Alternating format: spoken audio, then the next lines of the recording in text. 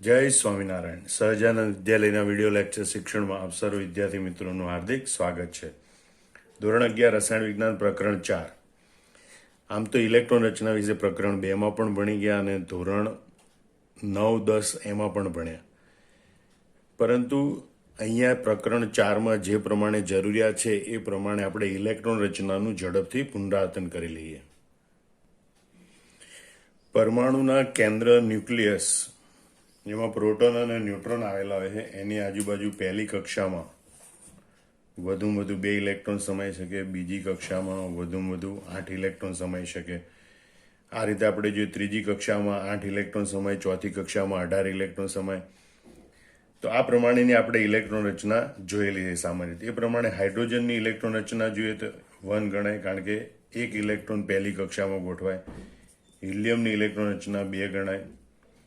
લિથિયમની electron રચના 2-1, બેરિલિયમની electron રચના 2-2, બોરોનની electron રચના 2-3, કારણ કે 2 electron ગોઠવાયા પછી વધારાના ઇલેક્ટ્રોન બીજી કક્ષામાં ગોઠવાય.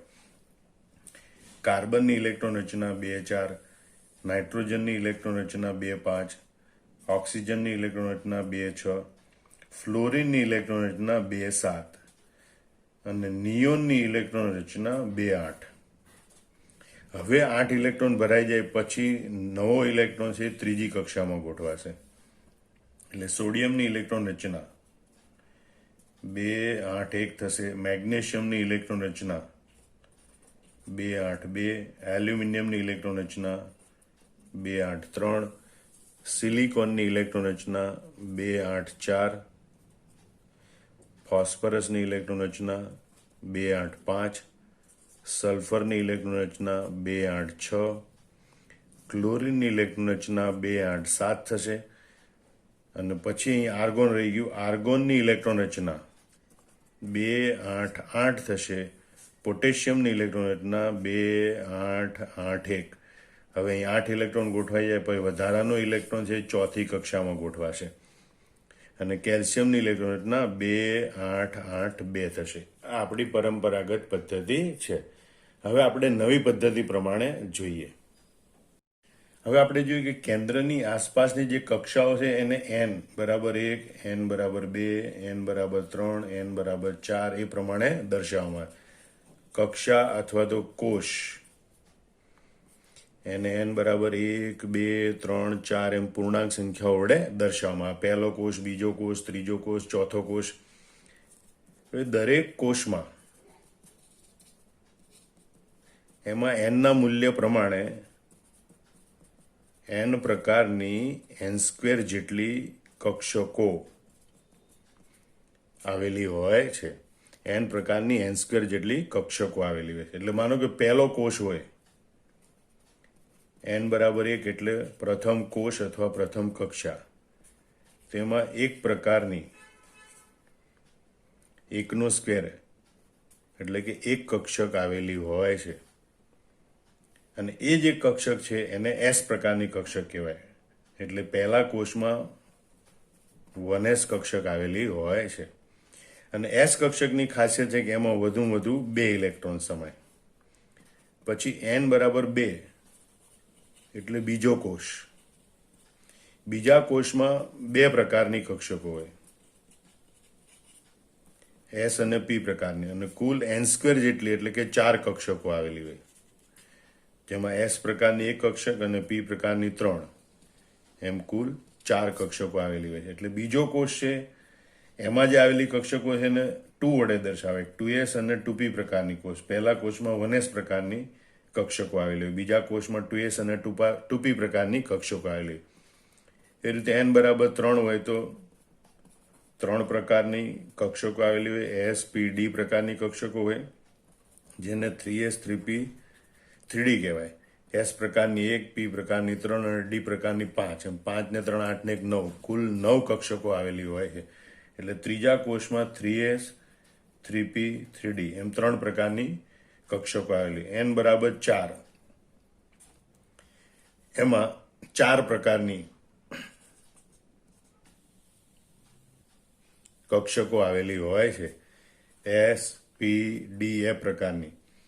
એસ પ્રકારની 1 કક્ષક, પી પ્રકારની 3 કક્ષક, ડી પ્રકારની 5 કક્ષક, એ પ્રકારની 7 કક્ષક, એમ કુલ 16 કક્ષકો. 4નો સ્ક્વેર એટલે 16 કક્ષકો આવેલી હોય.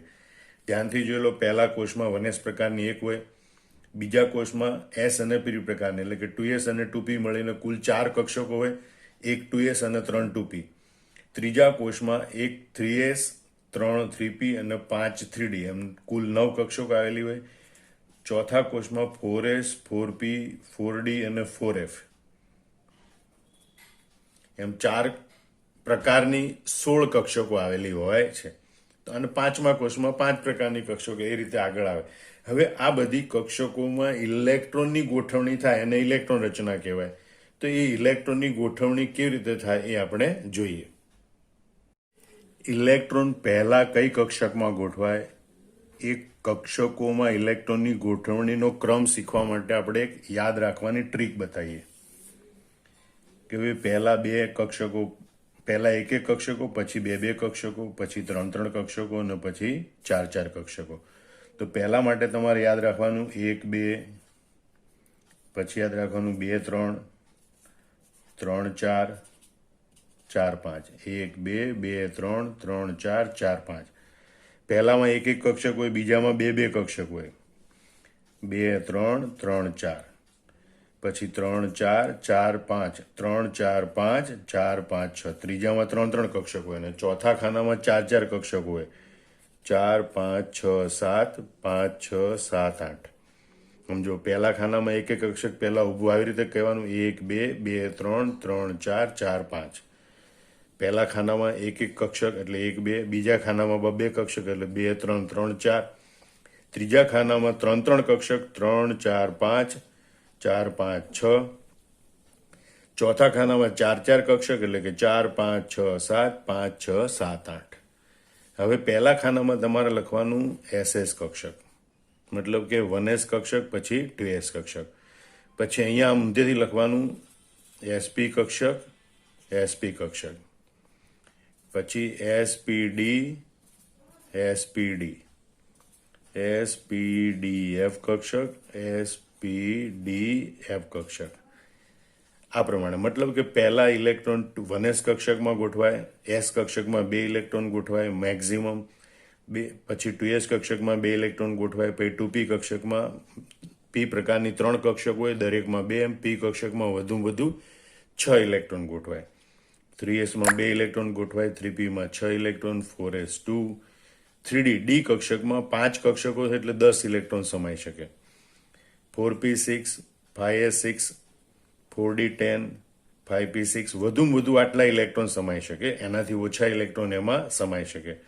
6s 2, 4f 14 એ પ્રકારની 7 કક્ષકો હોય, 7માં ટોટલ 14 ઇલેક્ટ્રોન ગોઠવાય. 5d 10, 4p 6, 7s 2, 5f 14, 6d 10, 7p 6, 8s 2. તો આ રીતે.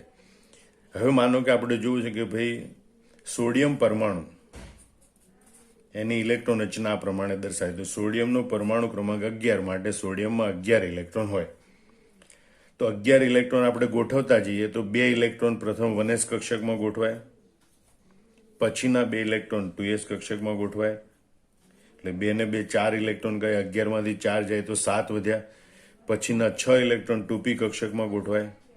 હવે 6 ને 2 8 ને 2 10 ઇલેક્ટ્રોન થયા, 1 ઇલેક્ટ્રોન વધ્યો. હવે 1 ઇલેક્ટ્રોન એ 3s કક્ષકમાં ગોઠવાય. એમ 2 ઇલેક્ટ્રોન ગોઠવાની ક્ષમતા 2ની છે, પણ હવે એક જ ઇલેક્ટ્રોન છે માટે 3s કક્ષકમાં 1 ઇલેક્ટ્રોન ગોઠવાય. આમ સોડિયમની ઇલેક્ટ્રોન રચના 1s2, 2s2, 2p6, 3s1 થાય. એમાં જે ઉમદા વાયુ છે એની ઇલેક્ટ્રોન રચના 10 નંબરનું તત્વ નિયોન છે, એને અલગ કૌંસમાં દર્શાવી અને આમ પણ દર્શાવી શકાય, એટલે કે સોડિયમની ઇલેક્ટ્રોન રચના નિયોન કમ્પ્લીટ 3s1 આ રીતે પણ દર્શાવી શકાય છે.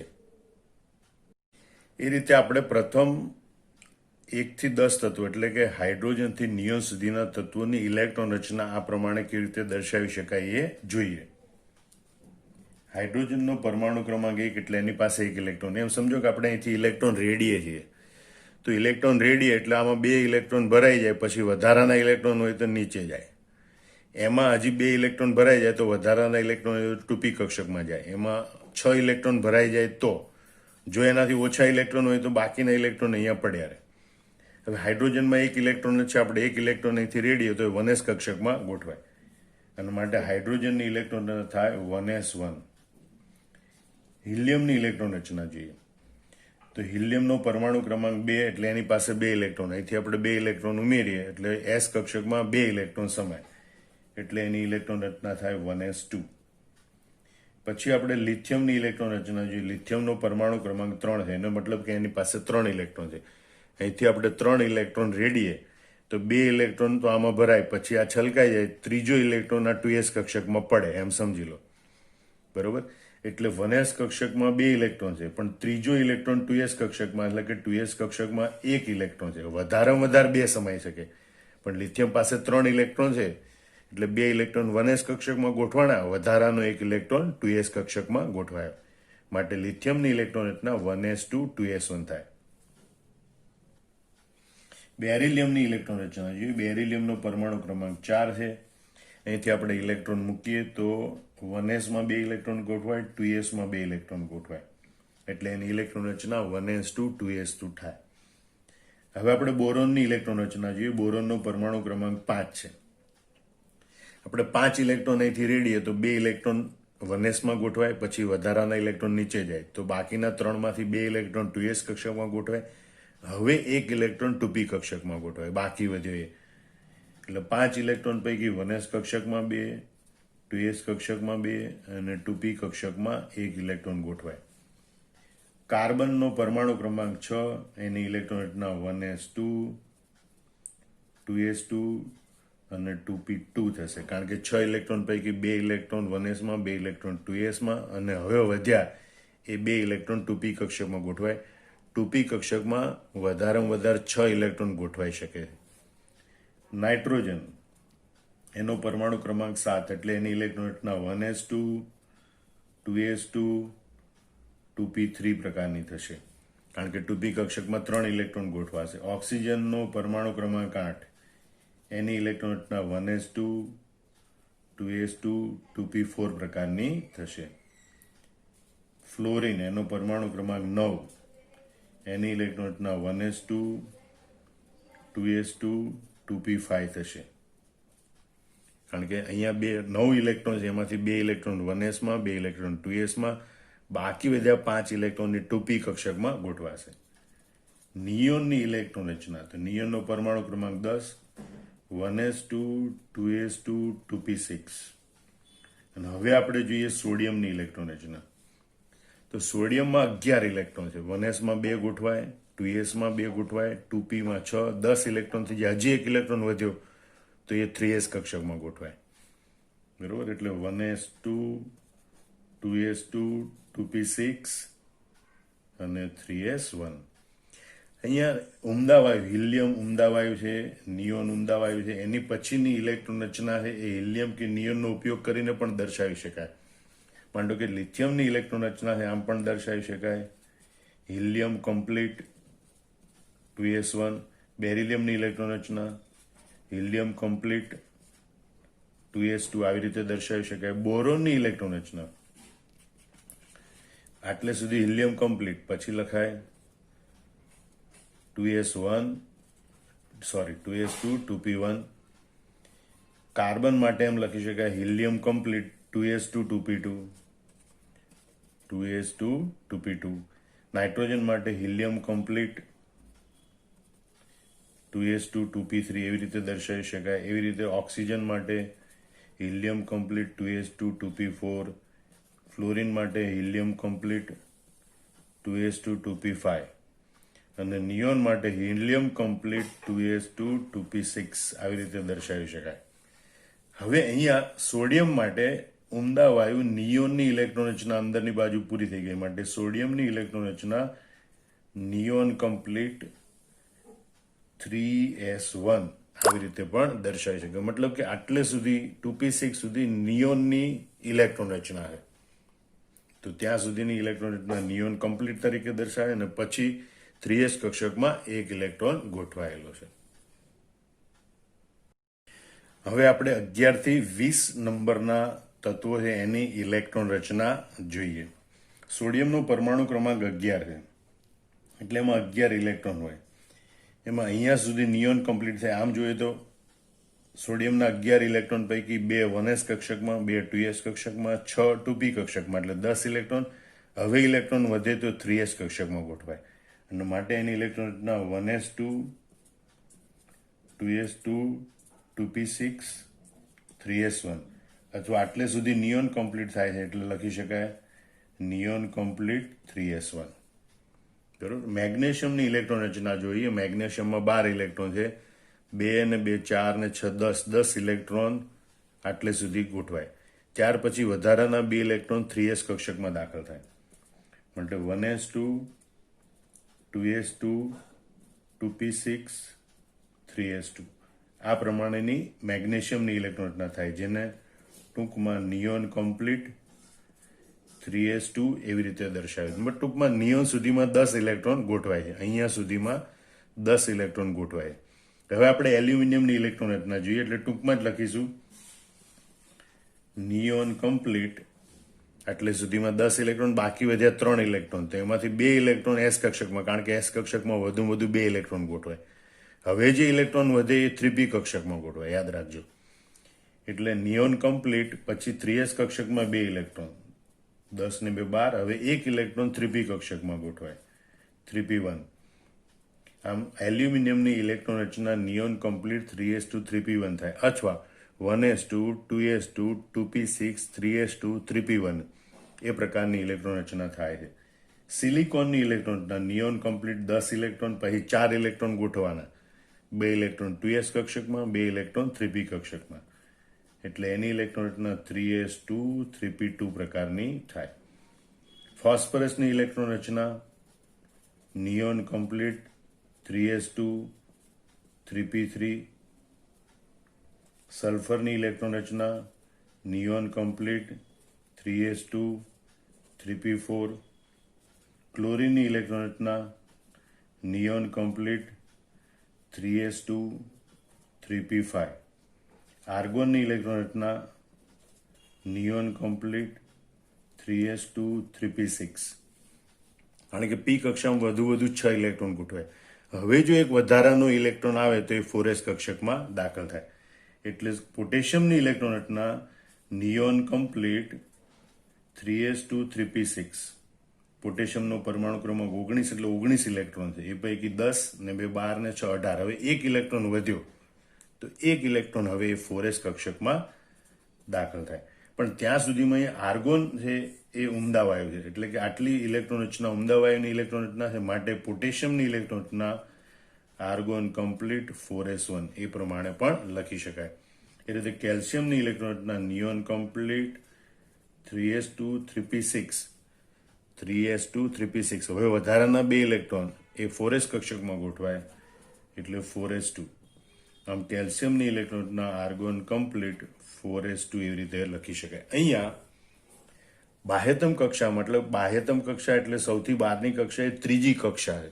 એમાં 2 ને 1 3 ઇલેક્ટ્રોન, 2 ને 2 4 ઇલેક્ટ્રોન. મતલબ એલ્યુમિનિયમમાં બાહ્યતમ કક્ષામાં 3 ઇલેક્ટ્રોન છે, સોડિયમમાં બાહ્યતમ કક્ષામાં 1 ઇલેક્ટ્રોન છે, મેગ્નેશિયમમાં બાહ્યતમ કક્ષામાં 2 ઇલેક્ટ્રોન છે, સિલિકોનમાં બાહ્યતમ કક્ષામાં 2 ને 2 4 ઇલેક્ટ્રોન છે. એટલે જે સૌથી બહારની કક્ષામાં એમાં રહેલા ઇલેક્ટ્રોનની સંખ્યા એને બાહ્યતમ કક્ષાના ઇલેક્ટ્રોન અથવા સંયોજકતા કોષના ઇલેક્ટ્રોન કહેવામાં આવે છે. પોટેશિયમ છે એમાં બાહ્યતમ કક્ષામાં 1 ઇલેક્ટ્રોન છે, કારણ કે એની હવે બાહ્યતમ કક્ષા એ ચોથી કક્ષા છે. અહીંયા સુધી ત્રીજી કક્ષા હતી, એટલે પોટેશિયમની બાહ્યતમ કક્ષામાં 1 ઇલેક્ટ્રોન છે, કેલ્શિયમની બાહ્યતમ કક્ષામાં 2 ઇલેક્ટ્રોન છે. આમ ઇલેક્ટ્રોન રચનાના આધારે બાહ્યતમ કક્ષામાં કેટલા ઇલેક્ટ્રોન છે એ પણ આપણને ખબર પડે છે. તો સમૂહ 1, સમૂહ 2, સમૂહ 13, 14, 15, 16, 17 અને 18 આપણે એ પ્રમાણે જોઈએ તો સામાન્ય રીતે સમૂહ 1ના તત્વો છે એની બાહ્યતમ કક્ષાની ઇલેક્ટ્રોન રચના ns1 હોય, બહારની કક્ષા ત્રીજી હોય તો 3s1, ચોથી હોય તો 4s1. એટલે એનો મતલબ કે બાહ્યતમ કક્ષાના ઇલેક્ટ્રોનની સંખ્યા 1 હોય. એ રીતે સમૂહ 2 એના તત્વોની સામાન્ય બાહ્યતમ કોષની ઇલેક્ટ્રોન રચના ns2, એટલે એની બહારની કક્ષામાં 2 ઇલેક્ટ્રોન હોય. સમૂહ 13ના તત્વોની સામાન્ય ઇલેક્ટ્રોનના NS2 NP1 હોય, એટલે 2 ને 1 3, એટલે સમૂહ 13ના તત્વોની બાહ્યતમ કક્ષામાં 3 ઇલેક્ટ્રોન હોય. સમૂહ 14ના તત્વોની સામાન્ય ઇલેક્ટ્રોનના NS2 NP2 હોય છે. આ યાદ રાખજો, સમૂહ 1 માટે NS1, સમૂહ 2 માટે NS2, સમૂહ 13 માટે NS2 NP1, સમૂહ 14 માટે NS2 NP2, એટલે બાહ્યતમ કક્ષામાં કુલ 4 ઇલેક્ટ્રોન હોય. સમૂહ 15 માટે NS2 NP3, બાહ્યતમ કક્ષામાં 5 ઇલેક્ટ્રોન હોય. સમૂહ 16 માટે NS2 NP4, બાહ્યતમ કક્ષામાં 6 ઇલેક્ટ્રોન હોય. સમૂહ 17 જેને આપણે હેલોજન તત્વ કહીએ, ફ્લોરિન, ક્લોરિન, બ્રોમિન, આયોડિન, એની સામાન્ય ઇલેક્ટ્રોન રચના NS2 NP5, બાહ્યતમ કક્ષામાં 7 ઇલેક્ટ્રોન હોય. અને ઉમદા વાયુઓ એટલે કે helium, neon, argon, krypton, xenon, radon, એની સામાન્ય ઇલેક્ટ્રોનના NS2 NP6 થાય, જેમાં બાહ્યતમ કક્ષામાં 8 ઇલેક્ટ્રોન હોય છે. આમ એ સમૂહ 1, 2, 13, 14, 15, 16, 17 એની બાહ્યતમ કક્ષામાં અનુક્રમે 1, 2, 3, 4, 5, 6, 7, 8 ઇલેક્ટ્રોન હોય છે, જે તમારે અગાઉ આ પ્રકરણમાં ગણતરી કરવા માટે અથવા તો ઇલેક્ટ્રોન રચના દર્શાવી અને અણુનો આકાર દર્શાવવા માટે ખૂબ જ ઉપયોગી બનશે. જય સ્વામિનારાયણ.